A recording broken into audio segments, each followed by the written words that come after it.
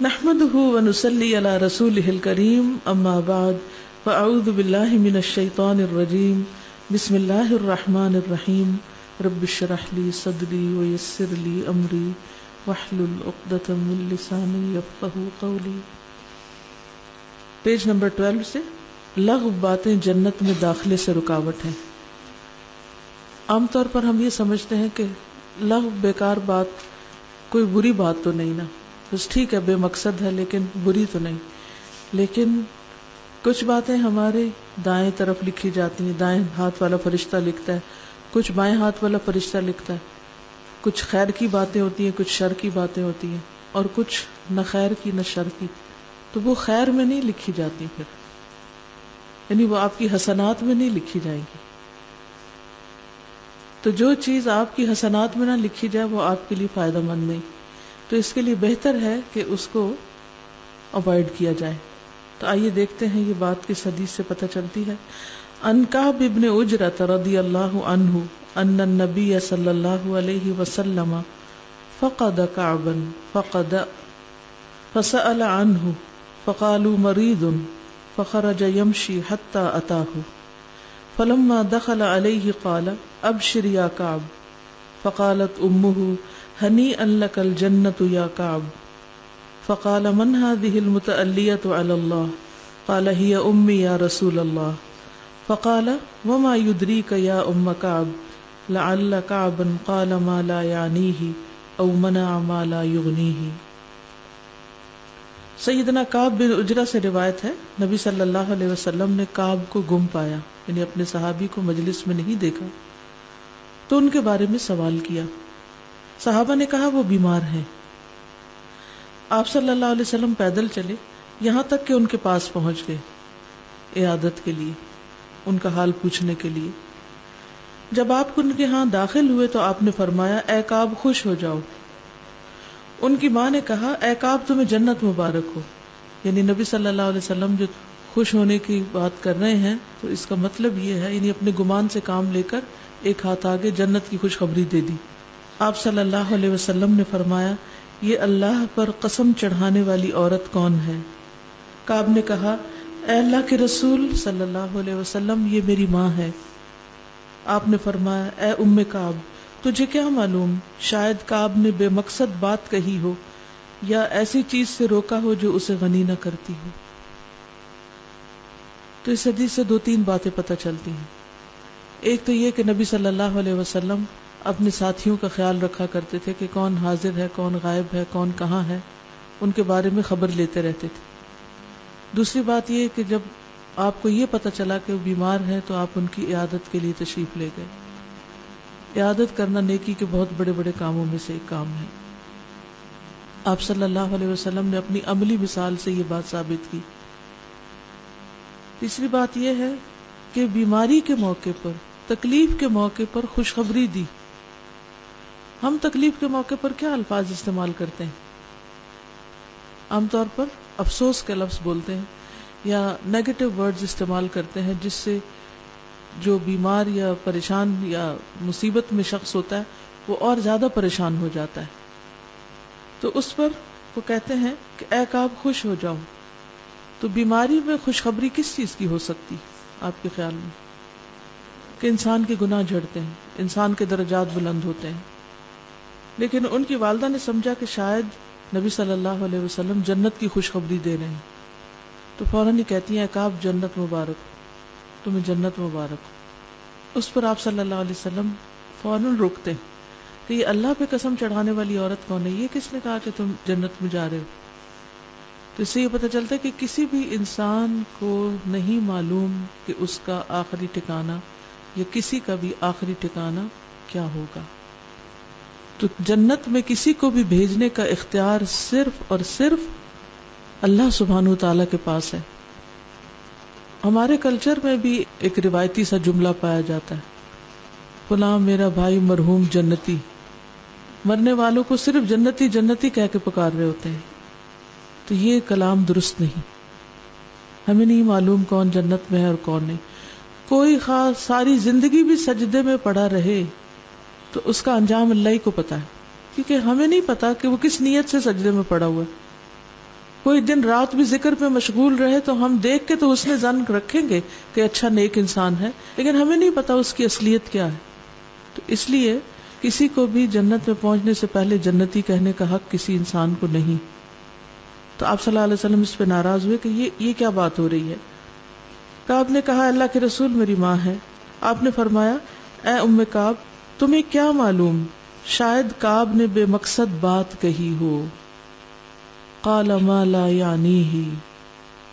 تو اس سے کیا بات پتہ چلتی کہ بے مقصد باتیں جنت میں جانے سے رکاوٹ ہو سکتی ہیں. فضول اور لغو باتوں سے پرہیز کرنا چاہیے.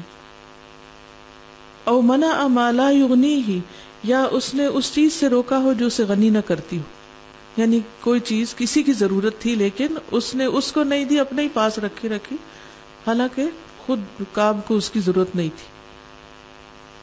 یعنی دینے سے کعب کے مال میں یا کعب کی ملکیت میں کچھ خاص کمی نہ آتی، اس سے کوئی بہت بڑی غنا نہیں آتی.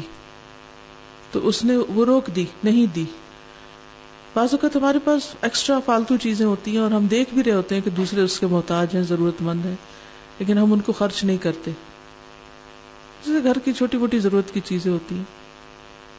تو ایسے معاملات میں بھی انسان کو خیال رکھنا چاہیے کہ صرف ہر چیز اپنے لیے ہی اچھی ہونے کی حرص نہ رکھے انسان، بلکہ جو خود پسند کرے اسے دوسروں کے لیے بھی پسند کرے. اس بات کا خیال رکھے کہ دوسرے شدید محتاج نہ ہوں. تو بنیادی طور پر یہ حدیث یہاں اس لیے لائی گئی ہے کہ لغو جو ہے یہ جنت میں داخلے سے رکاوٹ ہو سکتا ہے، تو اس سے احتیاط کی ضرورت ہے. زبان آگ میں لے جانے کا باعث.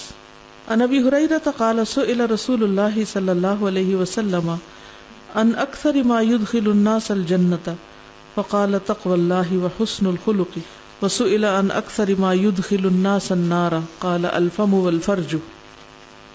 سیدنا ابو ہریرہ سے روایت ہے، انہوں نے کہا کہ رسول اللہ صلی اللہ علیہ وسلم سے پوچھا گیا لوگوں کو عام طور پر کون سی چیز جنت میں داخل کرتی ہے، تو آپ نے فرمایا اللہ کا تقوی اور حسن خلق. اور پوچھا گیا لوگوں کو عام طور پر کون سی چیز جہنم میں لے جاتی ہے، تو آپ صلی اللہ علیہ وسلم نے فرمایا منہ اور شرمگاہ. ان دونوں کی بے احتیاطی، یعنی کھانے میں پرہیز نہ کرنا یا پھر بولنے میں احتیاط نہ برتنا، اور دوسری طرف اپنی شرمگاہ کی حفاظت نہ کرنا. زبان سے اذیت دینا جہنم کو واجب کرنے والا عمل ہے. عن ابی ہریرہ قال قال رجل یا رسول اللہ ان فلانة يذكر من كثرة صلاتها وصيامها وصدقتها غير أنها تؤذي جيرانها بلسانها قال هي في النار. قال يا رسول الله فإن فلانة يذكر من قلة صيامها وصدقتها وصلاتها وإنها تصدق بالأثوار من الأقط ولا تؤذي جيرانها بلسانها قال هي في الجنة. آپ لوگوں نے عربی میں حدیث پڑھنے کی پریکٹس کرنی ہے تاکہ اس کتاب کو یا ان احادیث کو جب آپ کسی کے ساتھ شیئر کریں تو میں اردو ترجمہ نہیں سنائے اس کو نبی صلی اللہ علیہ وسلم کے الفاظ بھی سنائے. اس سے بات زیادہ اثر بھی کرتی ہے خود پر بھی اور سننے والے پر بھی، اور اس کا زیادہ بہتر مفہوم سمجھ میں آتا ہے. جو ڈیپتھ عربی کے الفاظ میں ہے وہ بعض اوقات اردو میں نہیں ہوتی. ٹھیک ہے، تو اب آج آپ کی کلاس تو ختم ہو رہی ہے، لیکن علم حاصل کرنے کا اور علم کو پختہ کرنے کا عمل نہیں رکنا چاہیے. تو جس طرح پچھلے دنوں میں شام میں جا کر آپ دہرائی کرتے رہے، آج شام بھی واپس جا کر اپنی ان احادیث کو بلند آواز میں عربی میں دہرائیے. اگر ساری آج نہ پڑھ سکیں تو کچھ کل، کچھ پرسوں، کچھ ترسوں. آپ یہ بھی معمول بنا سکتے ہیں کہ ہر روز جیسے صبح قرآن مجید پڑھتے ہیں تو اس کتاب کو کچھ دن تک اپنے ساتھ رکھیں اور ہر روز 2-3 حدیثیں بلند آواز میں، جیسے آپ قرآن کی تلاوت بلند آواز میں کرتے ہیں اسی طرح حدیثوں کو بھی لاؤڈلی پڑھیں. تو اس سے یہ کہ آپ کے منہ بولے گا، آپ کے کان سنیں گے اور آپ کے دل پر اس کا اثر ہوگا، اور ان چیزوں کے ریمائنڈر بھی ہوتا رہے گا. ورنہ اب 4 دن تو خوب ریمائنڈر ہوا اور 5ویں دن سب کچھ بند ہو گیا اور پھر ہم اسی دنیا میں لوٹ گئے، تو یہ فائدے کی بات نہیں. ہماری عادتیں جو سالوں میں پختہ ہو چکی ہیں وہ 4 دنوں میں ٹھیک نہیں ہو سکتی. اس کے لیے ہمیں سیلف ہیلپ کے تحت، خود اپنی مدد آپ کے تحت اس علم کو بار بار دہرانا ہے، کیونکہ بار بار ایسے کورسز یا ایسی مجلسیں یا ایسے لیکچرز نہیں ہوتے کہ کوئی ہمیں یاد کرائے. ہمیں خود کو خود یاد کرانا ہے، اور اس کا بہترین طریقہ یہی ہے کہ جو صحیح احادیث کا ذخیرہ ہمارے پاس ہے اس کو خود دہرائیں. آپ یہ بھی کر سکتے ہیں کہ اپنے گھر والوں کے ساتھ بھی ان کو دہرا سکتے ہیں, اپنے بچوں سے کہہ سکتے ہیں کہ وہ پڑھیں اور آپ سنیں اور پھر آپس میں ڈسکس کریں. تو انشاءاللہ اس سے فائدہ ہوگا اور یہ چیزیں جو ہمارے ساتھ لگ چکی ہیں انشاءاللہ ان سے نجات بھی ہوگی. ٹھیک ہے انشاءاللہ. سیدنا ابو ہریرہ سے روایت ہے کہ ایک آدمی نے عرض کیا, یا رسول اللہ, فلاں عورت کثرت سے نماز, روزہ اور صدقہ کرنے میں مشہور ہے, لیکن وہ اپنی زبان سے اپنے پڑوسیوں کو ستاتی ہے, دوسروں کو اذیت دیتی. آپ نے فرمایا وہ جہنمی ہے. پھر اس نے کہا, یا رسول اللہ, فلاں عورت نماز, روزہ اور صدقہ کی کمی میں مشہور ہے, یعنی بہت زیادہ عبادت گزار, پرہیزگار نہیں, اور صرف پنیر کے چند ٹکڑے صدقہ کرتی, لیکن اپنی زبان سے اپنی پڑوسیوں کو نہیں ستاتی. آپ نے فرمایا وہ جنتی ہے. عبادت کا زیادہ ہونا لیکن زبان کا اذیت دینا اس عبادت کو ضائع کر دیتا ہے. اس کے برعکس عبادت کا بس فرض کی حد تک, ضروری حد تک ہونا, لیکن اپنے شر سے دوسروں کو محفوظ رکھنا, یہ انسان کے لیے زیادہ فائدہ مند ہے. نبی صلی اللہ علیہ وسلم نے 2 عورتوں کی جو ایک لیونگ ایگزامپل تھی, ان کے ساتھ آپ نے بات کو بہت اچھی طرح ہمیں سمجھا دیا. اب ہم سب کو اپنے لیے اپنی راہ اختیار کرنی کہ ہم کس عورت کے پیروکار ہیں یا کس سے ریزمبل کرتے ہیں. باتوں کی وجہ سے عذاب. ان عبداللہ ابن عمر رضی اللہ عنہما قال اشتکا سعد بن عبادۃ شکوى له فأتاه النبي صلی اللہ علیہ وسلم يعوده فبكى النبي صلی اللہ علیہ وسلم فلما رأى القوم بكاء النبي صلی اللہ علیہ وسلم بكوا فقال لا تسمعون ان الله لا يعذب بدمع العين ولا بحزن القلب ولكن يعذب بهذا واشار الى لسانه او يرحم وان الميت يعذب ببكاء اهله عليه. سیدنا عبداللہ ابن عمر رضی اللہ عنہما سے روایت ہے, کہتے ہیں کہ سعد بن عبادہ رضی اللہ عنہ کسی مرض میں مبتلا ہوئے, بیمار ہو گئے. انصار کے لیڈر تھے نا سعد بن عبادہ. نبی صلی اللہ علیہ وسلم عیادت کے لیے گئے تو ان کے مرض کی شدت کو دیکھ کر رو پڑے, یعنی آپ صلی اللہ علیہ وسلم کے آنسو بہنے لگے ان کی بیماری کو دیکھ کر. لوگوں نے جو نبی صلی اللہ علیہ وسلم کو روتے ہوئے دیکھا تو وہ سب بھی رونے لگے. پھر آپ نے فرمایا کہ سنو, بے شک اللہ آنکھوں سے آنسو نکلنے پر عذاب نہیں دے گا اور نہ دل کے غم پر, لیکن وہ اس کی وجہ سے عذاب دے گا. آپ نے اپنی زبان کی طرف اشارہ کیا, اور اسی کی وجہ سے رحمت کرے گا, اور میت کو اس کے گھر والوں کے اس پر نوحہ اور ماتم کرنے کی وجہ سے عذاب دیا جاتا ہے. یہ بات بعض اوقات لوگوں کو سمجھنا مشکل ہوتی ہے کہ اب میت کا کیا قصور, رونے والے پیچھے رو رہے ہیں اور میت تو بیچ میں شامل نہیں ہے. تو اس کی وضاحت یہ ہے کہ میت اگر یہ خواہش رکھتی ہو, جیسے کچھ علاقوں کا کلچر ہوتا ہے نا, اور وہ اس میں فخر کرتے ہیں, ایک دوسرے پر بڑائی جتاتے ہیں کہ کس کے مرنے پر کتنے تھے رونے والے, اور بعض اوقات پروفیشنل رونے والے ہوتے ہیں. تو اس کلچر کو ختم کرنے کی ضرورت ہے. تو اگر کوئی شخص یہ چاہتا ہے کہ اس کے مرنے کے بعد اس کے گھر والے چیخ پکار کریں, بول بول کر روئیں, تو پھر میت کو اس کا عذاب ہوتا ہے. لیکن اگر میت بری ذمہ ہو, آپ لوگوں نے وہ وصیت نامہ کا کاغذ دیکھا ہے, اگر وہ سب اپنے پیچھے وصیت کر کے چلے جائیں کہ ہمارے مرنے پر کوئی نوحہ بیان نہ کیا جائے, تو انشاءاللہ آپ اس سے بری ذمہ ہے. پھر اگر کوئی گھر والے کچھ کرتے ہیں تو اس کے ذمہ دار خود ہیں. تو اس میں یہ ہے کہ اگر انسان خود کہہ دے کہ میں یہ نہیں چاہتا, تو پھر انشاءاللہ اس کے لیے سزا نہیں ہے. تو یہاں بھی آپ دیکھیں کہ دل کا غم نیچرل سی بات ہے, کوئی جدا ہو تو تکلیف ہوتی ہے, اسی طرح آنکھیں آنسو بھی بہاتی, لیکن منہ سے لفظ نہیں نکالنا چاہیے. روتے ہوئے منہ سے کچھ بولنا نہیں چاہیے. خاموشی سے رونے میں کوئی حرج نہیں, لیکن بولنا اور بیان کرنا اور باتیں بناتے بڑھاتے چلے جانا یہ درست نہیں. قبر کا عذاب. ان ابی ہریرہ رضی اللہ عنہ قال كنا نمشي مع رسول الله صلی اللہ علیہ وسلم فمررنا على قبرين فقام فقمنا معه فجعل لونه يتغير حتى رعد كم قميصه, اس کو درست کر لیجیے, حتى رعد كم قميصه فقلنا ما لك يا رسول الله فقال اما تسمعون ما اسمع فقلنا وما ذاك یا نبی اللہ قال هذان رجلان يعذبان ذال پہ زبر يعذبان في قبورهما عذابا شديدا في ذنب هين قلنا فيما ذاك قال كان احدهما لا يستتر من البول وكان الاخر يؤذي الناس بلسانه ويمشي بينهم بالنميمة. سیدنا ابو ہریرہ سے روایت ہے کہ ہم رسول اللہ صلی اللہ علیہ وسلم کے ساتھ جا رہے تھے، پس دو قبروں پر ہمارا گزر ہوا. رسول اللہ صلی اللہ علیہ وسلم کھڑے ہوئے، ہم بھی آپ کے ساتھ کھڑے ہو گئے. پس آپ صلی اللہ علیہ وسلم کا رنگ متغیر ہونے لگا، یہ بدلنے لگا، یہاں تک کہ آپ صلی اللہ علیہ وسلم کے کرتے کی آستینیں کانپنے لگی، یعنی آپ کے اوپر ایک طرح سے خوف ستاری ہو گیا اور آپ کا جسم کانپنے لگا، اور قمیص کا جو بازو ہے بازو کا کپڑا بھی ہلنے لگ گیا. ہم نے عرض کیا یا رسول اللہ صلی اللہ علیہ وسلم کیا بات ہے؟ فرمایا کیا تم وہ نہیں سن رہے جو میں سن رہا ہوں؟ اما تسمعون ما اسمع. ہم نے عرض کیا اللہ کے نبی وہ کیا بات ہے؟ فرمایا یہ دونوں آدمی اپنے قبروں میں ہلکے سے گناہ کی وجہ سے سخت عذاب دیے جا رہے ہیں، ہلکے گناہ سے سخت عذاب دیے جا رہے ہیں. ہم نے عرض کیا یہ کس گناہ کا عذاب ہے؟ فرمایا ان میں سے ایک تو پیشاب کے چھینٹوں سے پرہیز نہیں کرتا تھا، یعنی اس کے کپڑوں کو لگ جاتے، جسم کو لگ جاتے، ان کو دھوتا نہیں تھا، اور دوسرا لوگوں کو اپنی زبان سے تکلیف پہنچاتا تھا اور ان میں چغل خوری کرتا تھا، یعنی خاص طور پر چغلی کی عادت تھی اس کو، اس کی بات سے ادھر سے اٹھائی ادھر پہنچائی.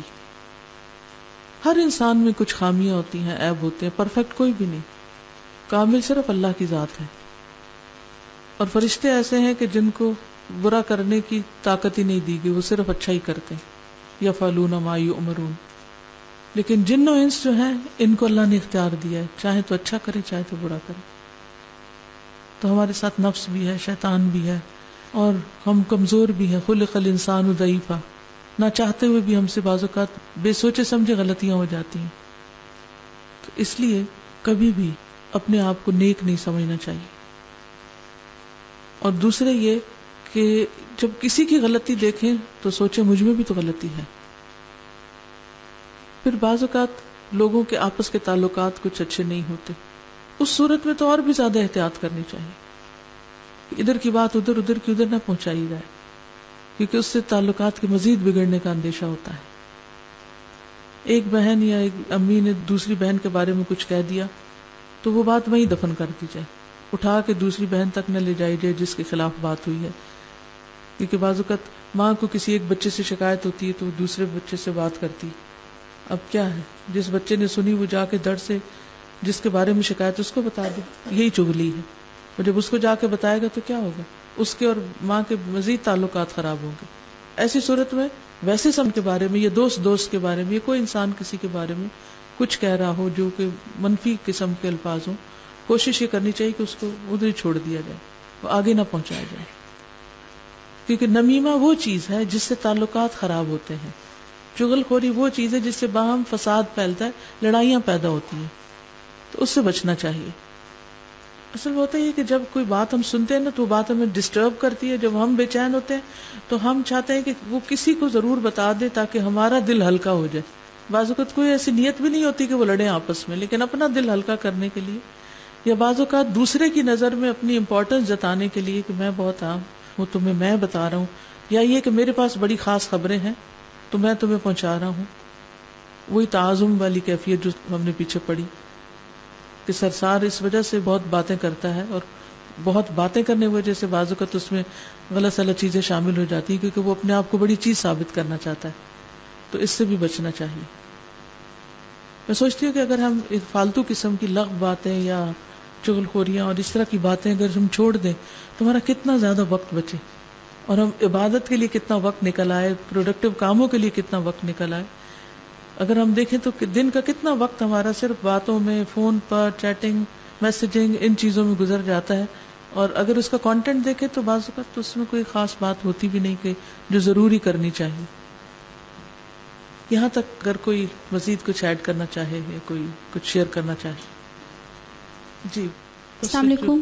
اس میں جو آپ نے بات بتائی تھی کہ یہ خود سے نہیں کہنا چاہیے کہ جہنمی ہے یا جنتی ہے انسان، تو تو اگر کوئی دیکھے انسان کہ وہ کوئی شرک کر رہا ہے تو اس کے بارے میں نہیں، کسی کو کچھ بھی نہیں کہہ سکتے. کسی کو کچھ نہیں کیوں؟ اس لیے کہ ہو سکتا ہے آج وہ شرک کر رہا ہے، کل وہ توبہ کر لے.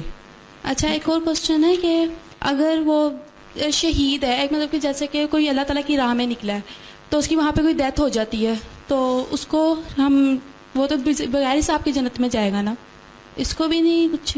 ہم نہیں کچھ کہہ سکتے، ہمیں نہیں پتا وہ کس نیت کے ساتھ شہید ہوا ہے. ٹھیک ہے، ہم یہ تو کہہ سکتے ہیں شہید جنت میں جاتے ہیں، لیکن یہ کہنا کہ یہ فلاں پرٹیکولر بندہ جنت میں چلا گیا ہے یہ نہیں کہہ سکتے. جی السلام علیکم.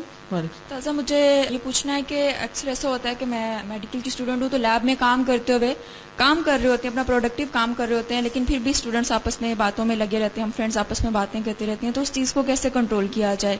وہ ایک ایسی عادت بن چکی ہوئی ہے کہ ہمارا یہ ہوتا ہے کہ ہمارے ہاتھ تو کام کر رہے ہیں، مائنڈ بھی اسی چیز میں ہے، لیکن منہ سے پھر بھی وہی لفظ باتیں، بے معنی فضول باتیں، کوئی نہ کوئی بات ایک دوسرے کی بات ہم لوگ کرتے رہتے ہیں. ایسا ہے کہ کام شروع کرنے سے پہلے اگر تھوڑا سا ٹائم نکال کر یہ کتاب آپس میں پڑھنا شروع کر دیں تو انشاءاللہ سب کنٹرول ہو جائے گا. مجھے کسی نے کل بتایا، ہماری اسٹوڈنٹ ہیں، انہوں نے کہا کہ وہ کسی شہر میں ہاسپٹل میں تقریباً 25 کے قریب ڈاکٹرز ہیں، ان کی 8 بجے ڈیوٹی شروع ہوتی ہے، وہ 7:30 بجے پہنچ جاتی ہیں، 7:30 سے 8 بجے تک ان کی تفسیر کی کلاس ہوتی، اور ان کے چھوٹے چھوٹے بچے بھی ہیں، گھر کے کام بھی ہیں، جاب بھی ہے، سب کچھ، لیکن اس کے باوجود قرآن پڑھنے کا اتنا شوق ہے کہ وہ اپنے وقت سے پہلے آدھا گھنٹہ آ کے یہ شروع کرتے ہیں. اگر 2 لوگ بھی شروع کر لیں گے، 3 بھی شروع کر لیں گے، اگر نہیں بہت بڑی باتیں تو صرف اس کتاب کی 1 یا 2 حدیثیں پڑھ کے آپس میں ڈسکس کر لیں تو انشاءاللہ ایسی چیزیں کنٹرول ہو جائیں گی. اور ایک چیز اکثر پیشنٹس کا ہمیں پتہ ہوتا ہے، ان کی بیماری کی نوعیت ہمیں پتہ ہوتی ہے کہ یہ کب تک مطلب کب ٹھیک ہوں گے یا بہت لانگ ٹرم ان کی بیماری چلے گی یا یہ سب کچھ، تو پھر بھی ہم ان کی تسلی کے لیے، کیونکہ اگر ہم پیشنٹس کو یہ کہہ دیں کہ یہ تو بہت لمبی بیماری چلے گی، ہم ان کی تسلی کے لیے کہتے ہیں کہ نہیں آپ بہت جلدی ٹھیک ہو جائیں گے، یہ تو ختم ہو جائے گی، تو یہ بھی تو ہمارا یہ جھوٹ کہنے ہوگا کی نا. بجائے کہ آپ بہت جلدی ٹھیک ہو جائیں، کیونکہ ہمیں نہیں پتا کوئی جلدی ہوگا کہ نہیں. بعض اوقات جس کے بارے میں ہم جلدی بھی سمجھتے ہیں وہ بھی ہو سکتا ہے لمبا ہو جائے، اور جس کے بارے میں ہم لمبا سمجھتے ہیں وہ ہو سکتا ہے بہت جلدی ہو جائے. تو انشاءاللہ اللہ کے فضل سے آپ ٹھیک ہو جائیں گے، یہ کہنا چاہیے، جلدی دیر نہیں اس میں سے نکال دیں. اور ایک کوشچن یہ تھا کہ ایسا ہوتا ہے کہ میں بہت جلدی اپنا پیشنس لوز کر دیتی ہوں، مطلب پورا دن ٹرائی کروں گی کہ اس کام سے رکنا ہے، اس کام سے رکنا ہے، تو پھر جب کوئی ایسی بات ہو جائے گی جو بہت ہی ناگوار ہوگی، اس پہ جب میں ریئیکٹ کر دوں گی تو پھر میرے دل میں یہ خیال آتا ہے کہ پورا دن میں نے جو عمل کیا ہے، جو میں نے صبر کیا ہے، جو میں نے خاموشی اختیار کی ہے، وہ میرے وہ سارے عمال بھی ضائع ہو گئے. میرے دل میں یہ خیال آتا جی ہے. وہ تو آنا ہی چاہیے، کیونکہ ہو سکتا ہے کہ ایسا ہو جائے. تو ہم جہاں نصیحتوں سے سیکھتے ہیں وہاں اپنی غلطیوں سے اس سے زیادہ سیکھتے ہیں. ٹھیک ہے، تو یہ غلطیاں ہمارے لیے اگر خیر کا باعث بن جائیں تو اس میں بھی خیر ہے. وہ کس طرح کہ ایک سچویشن پیش آئی، میں نے اس پہ ایسے ریاکٹ کیا، نیکسٹ ٹائم اگر ایسی سچویشن پیش ہوگی تو مجھے کیسے ریاکٹ کرنا ہے. تو کرتے کرتے انشاءاللہ آپ کا یہ ڈیولپ ہو جائے گا. پھر اپنی غلطیوں سے سیکھیں. ٹھیک ہے، یعنی صرف ریگریٹ کرنا کافی نہیں ہوتا، اس سے مثبت نتائج بھی نکلنے چاہیے. حضرت عمر بن عبدالعزیز کو عمر بن عبدالعزیز ان کی ایک غلطی نے ہی بنایا تھا. وہ اپنی اس غلطی پہ بہت رویا کرتے تھے اور بہت زیادہ اللہ کانشیس ہو گئے تھے، کیونکہ وہ کہتے تھے اگر اللہ قیامت کے دن اس کے بارے میں مجھ سے پوچھ لے گا تو میں کیا جواب دوں گا، اور بہت رویا کرتے تھے اس پر. تو ہم نے پیچھے احادیث میں پڑھا نا کہ وب کی اللہ خطیئتک، اپنی خطاؤں پہ رو. یعنی صرف یہ سوچ لینا کافی نہیں، کیا فائدہ، سارے دن کے عمل برباد ہو گئے، اور اس کے بعد پھر ہم وہی دوبارہ نئے سرے سے اگلا دن ایسا ہی شروع کر لیں. نہیں، جو غلطی ہوئی اس پر رویا جائے، معافی مانگی جائے، اصلاح کی کوشش کی جائے، انالائز کیا جائے کہ یہ کیوں ہوئی، نیکسٹ ٹائم مجھے اس سے کیسے بچنا ہے. ٹھیک ہے. استاذہ یہ جو ابھی حدیث پڑھی ہے کہ کل بھی ہم نے اسی سے ریلیٹڈ حدیث پڑھی تھی نا کہ ہمیں نہیں کہنا چاہیے کہ کون جہنمی اور کون جنتی ہے، تو یہاں پہ میں تھوڑی کنفیوز ہو رہی ہوں کہ آپ صلی اللہ علیہ وسلم نے بھی تو کہا ہے نا. آپ صلی اللہ علیہ وسلم کا مقام اور ہمارا ایک ہے. نہیں، آپ صلی اللہ علیہ وسلم کو تو غیب سے خبریں دی جاتی تھی، آپ کہہ سکتے تھے، آپ بتا سکتے. کیا آپ نے لوگوں کو جنت کی خوشخبری دی ہے؟ دی ہے، دی ہے. عشرہ مبشرہ وغیرہ بہت سے صحابہ صحابیات کو دی ہے. آپ دے سکتے تھے، آپ کے پاس اتھارٹی تھی کہ نہیں تھی؟ نا، اللہ کی طرف سے تھی. اللہ سبحانہ وتعالیٰ کی طرف سے پیغام آتا تھا تو آپ آگے پہنچاتے تھے. وَمَا يَنطِقُ عَنِ الْهَوَىٰ، اپنے دل سے باتیں نہیں کرتے تھے کہ جس کو چاہا جنتی کہہ دیا.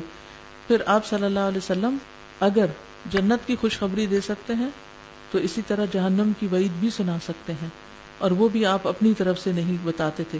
حضرت خدیجہ کو جو جنت میں محال کی خوشخبری دی وہ کس نے لا کر دی تھی؟ ٹھیک ہے. قرآن میں غزوہ احد کا واقعہ بھی ہے نا، جہاں اللہ سبحانہ و تعالیٰ نے سرزنش فرما دی تھی کہ عذاب دینے کا اختیار تو اللہ کے پاس ہے، تو وہاں سے بھی یہ معلوم ہو جاتا ہے. وعلیکم السلام. مجھے یہ کوشچن پوچھنا تھا کہ جس طرح بعض دفعہ ہمیں کسی کی بات بہت بری لگ رہی ہوتی ہے، ٹھیک ہے، تو وہ مطلب ہم بار بار سوچتے رہتے ہیں، اوور تھنکنگ ہوتی جاتی ہے اور اس سے اور زیادہ ڈپریشن لگ جاتا ہے. اس کی بجائے اگر ہم لوگوں سے تھوڑی گاسپ میں مطلب کہ بزی ہو جائیں تو وہ ہمارا دھیان جو ان سے اس سے چینج ہو جاتا ہے. تو اس میں بھی ہم مطلب کہ اس طرح گپ شپ وغیرہ نہیں کر سکتے، اس میں بھی ہمیں خاموش ہی رہنا چاہیے. خاموش نہیں رہنا چاہیے، کوئی اور اچھی بات کرنی چاہیے کہ جس سے آپ کا اتنا اسٹیمنا ڈیولپ ہو جائے کہ آئندہ ایسی باتیں آپ کو کم ڈسٹرب کریں. ٹھیک ہے، جب ہم گاسپ کرتے ہیں، لوگوں سے باتیں کرتے ہیں، وہ ہماری ہمدردیاں کرتے ہیں. اچھا، اس سے کیا ہوتا ہے کہ ہم اور زیادہ پھر سینسیٹیو بننا شروع ہو جاتے ہیں. نیکسٹ ٹائم کوئی بات اور زیادہ بری لگ جاتی ہے تو وہ ایک سائیکل چل پڑتا ہے، تو ہم کبھی بھی امپروو نہیں کرتے. ٹھیک ہے، یعنی جب کوئی چیز ڈسٹرب کرے تو یا تو ذکر سے مداوع کریں، یا کسی انسان سے کوئی اس کا حال پوچھ کے، کسی بیمار کا حال پوچھیں، کسی اچھے خیر کے کام میں لگیں، آپ فوراً بھول جائیں گے انشاءاللہ. اور ایک اور ان الحسنات یذہبن السیئات. جی، ایک اور بات پوچھنی تھی کہ جس طرح ہمارے کچھ کلوز ریلیٹیوز ہوتے ہیں، جس طرح ماں باپ ہیں یا ہسبینڈ ہیں جو دور ہیں، تو ان سے مطلب رابطہ رکھنے کے لیے، ایک انڈرسٹینڈنگ رکھنے کے لیے آپ ان سے اگر فون پہ مطلب جس طرح لمبی بات کر لیتے ہیں تو کیا وہ بھی غلط ہے؟ لمبی بات غلط نہیں ہے، ایز لانگ ایز کانٹینٹ ٹھیک ہے. لمبی ہو یا چھوٹی ہو اس سے فرق نہیں پڑتا، بات درست ہونی چاہیے، اس میں فضول باتیں نہیں ہونی چاہیے. ٹھیک، جزاک اللہ. بھیا آپ کے بارے میں کہ جو چیز غنی نہ کرتی ہو، دیکھنے میں ہمیں نہیں پتہ چلتا کہ ہماری کون سی چیز ایکسٹرا ہے اور کسی کو اس کی ضرورت ہے. اس کا مجھے کچھ دن پہلے اس کا تھوڑا سا ایکسپیرینس ہوا. گھر میں وہ پینٹ شینٹ ہوئے ہیں تو کافی سامان باہر نکالا جو ایکسٹرا تھا. آپ یقین کریں کہ 1-2 گھنٹے میں جو ہیلپرز تھے، جو لوگ کام کرنے آئے ہوئے تھے، وہ اس کو ایسے لے کے جا رہے تھے اور مجھے اتنا ہوا کہ یہ چیزیں میرے پاس کتنی عرصے سے پڑی ہیں اور ان کی کتنی ضرورت تھی ان کو. بالکل. تو یہ اب پڑھ کے میرے ذہن میں وہی چیز آ رہی تھی کہ ہمیں اپنی ہم سب کو ایک اسکیجول بنانا چاہیے، یا منتھلی یا اینول یا سمر ونٹر اسپرنگ، اپنی چیزوں کی کلیئرنس کا نا، کہ جو چیزیں استعمال نہیں کر رہے وہ کسی کے کام آ جائیں، آگے دے دی جائیں. السلام علیکم. جیسے بات ہوئی تھی کہ نبی صلی اللہ علیہ وسلم نے بیماری کے موقع پر خوشخبری یا مطلب اچھے ورڈز استعمال کرنے چاہیے، تو ایسے ہمارے یہاں اگر کوئی ڈیتھ ہو جاتی ہے تو سب کہتے ہیں افسوس کرنے کے لیے جانا ہے یا افسوس کرنے کے لیے آئے ہیں، تو تعزیت کا لفظ استعمال کرنا چاہیے. جی، افسوس کریں. السلام علیکم. میں انہی کی بات سے کروں گی کہ جو انہوں نے کہا کہ ہم تعزیت بھی نہیں کرتے ہیں، ہم جہاں ڈیتھ پہ جاتے ہیں ہم وہاں پہ مینشن کرتے ہیں کہ یہ گھر والوں کی یہ غلطیاں تھیں، اس وجہ سے اس کی یہ ڈیتھ ہو گئی. ابھی ریسنٹلی ڈاکٹر کو سو کرنے کا سوچنے لگتے ہیں. بالکل ایگزیکٹلی، اس نے نیگلیجنس کی ہے. ابھی ایگزیکٹلی میرے بیٹے کی کچھ عرصہ پہلے ڈیتھ ہوئی، اور میرے اپنے بہت کلوز ریلیٹیوز، میں کہوں گی کہ میرے پیرنٹس بھی، بہن بھائی بھی، سب یعنی میرے گھر میں، تو وہ اب ڈیتھ ہو گئی ہے، وہ غلطیاں ہماری مینشن کرنا شروع کر دی ہیں انہوں نے کہ یہ غلطیاں تھیں ان کی، اس وجہ سے اگر یہ ایسے نہ کرتے تو ایسے ہوتا، ایسے. آپ بلیو کریں کہ 3 دن گزرنے کے بعد میں نے بہت رسپیکٹ سے کہا کہ آپ لوگوں کا بہت شکریہ، آپ لوگ ہمارے گھر آئے، اب آپ لوگ اپنے گھر چلے جائیں. یعنی آپ اتنا اریٹیٹ دوسروں کو کر دیتے ہیں کہ آپ وہاں پہ ایک لانگ سٹے لے لیتے ہیں، اور وہاں پہ صرف ہمارا مقصد رہنے کا یہ ہوتا ہے کہ اب ہم آگے دیکھتے ہیں یہ کیا کرتے ہیں. تو ان چیزوں کو ہم لوگوں کو کنٹرول کرنا چاہیے کہ ہم کسی کا دکھ بانٹنے نہیں جا رہے ہوتے ہیں، ایکچولی ہم وہاں کا انوائرمنٹ دیکھنے اور اس کو جج کرنے جا رہے ہوتے ہیں. اصل میں جب تک زندگی میں کوئی مفید کام ہے نہیں، کوئی پازیٹیو ایکٹیویٹی نہیں ہے، تو یہ حرکتیں ختم نہیں ہو سکتی. افسوس ہے. آگے چلیں. آپ کی بات سے متعلق آگے آ رہی ہے حدیث، بال کی کھال اتارنے والے ہلاکت میں ہیں. قال رسول اللہ صلی اللہ علیہ وسلم ہلک المتنطعون قالها ثلاثا. رسول اللہ صلی اللہ علیہ وسلم نے فرمایا 3 بار بال کی کھال اتارنے والے ہلاک ہو گئے. ہلک المتنطعون وہ ہیں جو تکلف اور غلوب کرنے والے ہیں، اور وہ اپنے اقوال اور افعال میں حدود پھلانگنے والے ہیں، یعنی حد سے بڑی ہوئی باتیں کرنا، ایک چیز کی ایکسٹریم تک پہنچ جانا. من حدیث ابن مسعود مرفوعا والمتنطع هو المتعمق البحاث عما لا يعنيه. ابن مسعود سے مرفوعا روایت ہے کہ المتنطع وہ شخص ہے جو ایسی بات کی کرید کرتا ہو جس میں کوئی فائدہ نہیں. یعنی مثلا کسی کی ڈیتھ ہو گئی ہے تو سرسری تو معلوم کرنا چاہیے کہ کیا بیماری تھی یا کیا تکلیف ہوئی، لیکن اس میں پھر آگے ان نیسیسری ڈیٹیلز میں چلے جانا، کھود کرید کرنا، اور پھر کبھی ڈاکٹرز کو بلیم کرنا، کبھی گھر والوں کو کرنا، یہ سب چیزیں ناپسندیدہ ہیں، کیونکہ ان کا فائدہ کچھ نہیں. جانے والا چلا گیا، اب آپ سے غلطی ہوئی یا کسی اور سے ہوئی یا نہیں ہوئی، اب ان باتوں کو بار بار دہرانے سے کیا اس کو قبر سے ہم واپس نکال لائیں گے؟ نہیں. تو یہ بے فائدہ باتیں ہیں. سنی سنائی بات آگے پہنچانے والے کے لیے وعید. قال رسول اللہ صلی اللہ علیہ وسلم کفا بالمرء کذبا ان یحدث بکل ما سمع. رسول اللہ صلی اللہ علیہ وسلم نے فرمایا کسی شخص کے جھوٹا ہونے کے لیے یہی کافی ہے کہ وہ ہر سنی سنائی بات کو بیان کر دے، تحقیق کیے بغیر ہر میسج کو آگے فارورڈ کر دے جس کے نیچے لکھا ہوا کہ اس کو آگے فارورڈ کرو. اور بعض اوقات بالکل من گھڑت اور فضول قسم کی باتیں ہوتی ہیں، اور اس میں دوسرے کو مجبور کیا جاتا ہے کہ، یا بعض اوقات بڑی بڑی خوشخبریاں سنائی جاتی ہیں جو اس میسج کو فارورڈ کرے. وہ ہم چھوٹے ہوتے تھے تو ایک شیخ احمد کا خواب ہوتا تھا، اس وقت پیپر آتا تھا اور اس وقت فوٹو کاپیز بھی نہیں ہوتی تھی، ہاتھوں سے 10 دفعہ لکھنا پڑتا تھا، اور دھمکیاں دی ہوتی تھی کہ جو نہیں لکھ کے آگے بھیجے گا اس کی کیا کیا تباہیاں ہو جائیں گی. تو یہ بھی سب جھوٹ کی اشاعت ہے، اس سے بھی بچنا چاہیے. یعنی بجائے اس کے کہ آپ کسی کے پروپیگنڈے میں آئیں، بلکہ اس کو روکنا چاہیے، کیونکہ اس کی کوئی حقیقت نہیں، اور اگر بغیر تحقیق کے آپ نے بات پھیلائی تو اسی میں شامل ہو جائیں گے جس کی یہاں پر وعید آ رہی ہے، یعنی جھوٹوں میں شمار ہوں گے. سچوں کی بجائے نام جھوٹوں میں لکھا جائے گا اگر جھوٹ کو پھیلانے والے ہوں. قال مالک اعلم انه ليس يسلم رجل حدث بكل ما سمع ولا يكون اماما ابدا وهو يحدث بكل ما سمع. امام مالک نے فرمایا جان لو کہ جو شخص ہر سنی سنائی بات کو بیان کر دے وہ غلطی سے محفوظ نہیں رہ سکتا، وہ غلطی کا ارتکاب کرتا ہے، اور نہ ہی ایسا شخص کبھی امام بن سکتا ہے. مقتدی کا لفظ کاٹ دیں، اس حال میں کہ وہ ہر سنی سنائی بات کو بیان کر دے.